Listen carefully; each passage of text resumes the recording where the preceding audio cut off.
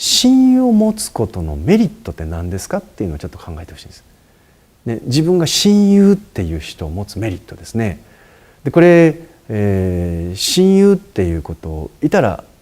いいですよね。何でも話せる、何でも分かち合えるって人がもし仮にいるとしたら、その人には何でも話せるって、これいいですよ。いいです。けどやっぱり何でも話せる相談相手がいるっていうのはメリットになると思いますよね。それから自分が寂しい思いをしづらいかなと思います。一人じゃないっていう気持ちがある、ね、自分を好き、向こうも自分のことを好いてくれるっていう、そういったね人がいるとしたら、それはメリットですよね。いつでも夜中でも電話して自分の悩みとか、振られちゃったのとか言えるとか、それなんかいい感じですよね。多分メリットだと思います。寂しい時に慰めてくれるとかね、自分のこと分かってくれるとか、誰かに陰口いろんなこと言われててもその子だけを守ってくれるとか、そういう友達がいたらそれは一つのメリットだと思います。で逆にデメリットっていうのを考えてみる。そうすると、親友がいるとね、新しい出会いっていうのを制限されていくんです。でこれ多分ちっちゃい時はまだあれですけど、年取れば取るほどそうですよね。いつもあの人はあの人とくっついてるってなると、他の人が入り込む余地がないので、ひょっとしたらもうあの人と友達になりたいなと思うけど、いつもくっついてる。でこれ子供ができたりするとそうです。ママ友って言いますよね。いつもくっついてるママ友はいつもその人とくっつくんですよ。だから実はね、人間関係っていうのはものすごい狭まってしまうんです。それ以外の親友がいるがために、それ以外の新たな出会いっていうのがなくなっちゃう。これは実はすごく大きなデメリットかなと思います。でもう一つ、親友がいることのデメリット、これはね、自分に向き合う時間とか、自分の軸を作るとか、自分を練るっていう時間が圧倒的に減ります。なんかちょっと辛いことがあったらすぐ親友に電話したり、親友に連絡して話を聞いてもらえちゃうんですよ。自分一人で悶々と苦しむっていうことができない。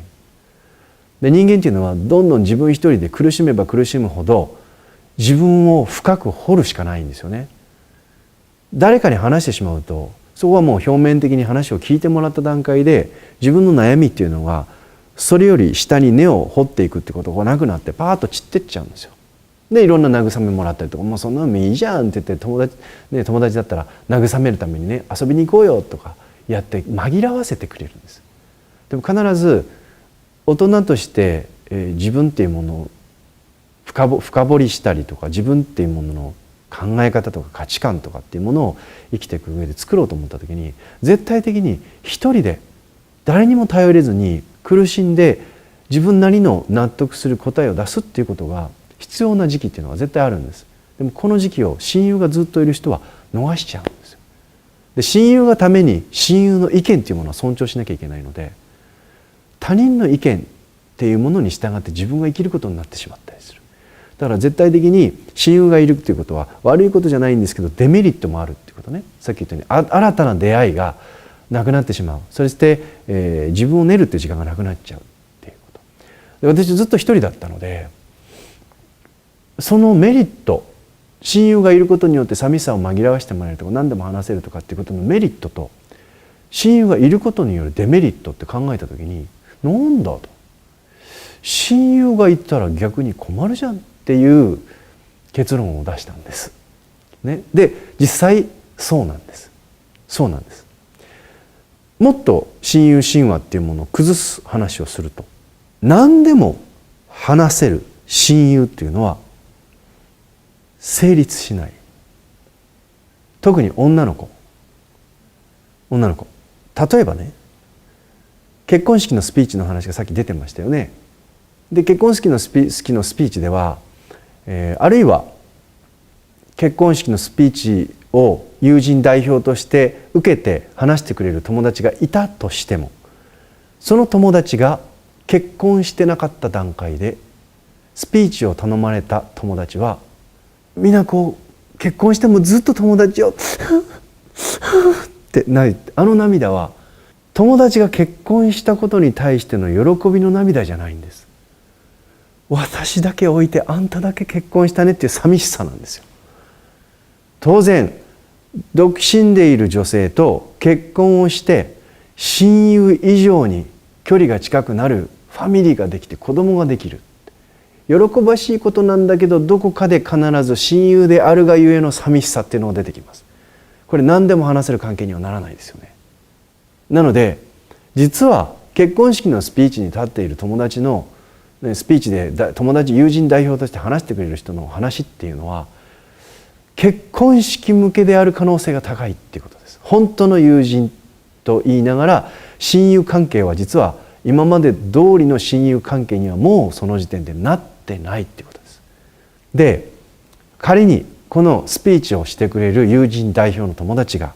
結婚をしてる友達だったとして、今度自分が結婚したら友達ももう結婚して旦那さんもいる、子供もいます。自分も今度結婚して旦那さんもできる。ようやくいろんなことがまた分かち合えるねって思うでしょ。そうはならないんです。ところが今度結婚をすると親友なんだけれども自分の旦那、稼ぎがいいとか悪いとか結婚したばっかりの時言うでしょ、みんなね。だけどだんだん子供が生まれたら子供がどういう学校に行ったか、旦那がどういう経済状態であるか、片方すごいなんか上場企業かなんかに旦那さん就職してすごいこうね羽振りもよくって、自分とこの旦那はリストラ寸前、これ親友として成立しないっていうケースあります。悩み違います、全然。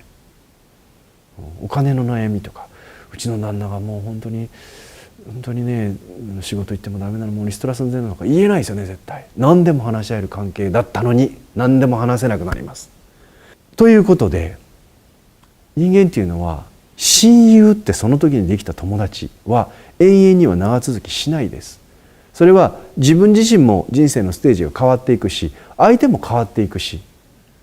相手もまた新しい人間関係ができていく。でそれが正常なんです。それが普通というか、それが現実です。いいとか悪いとか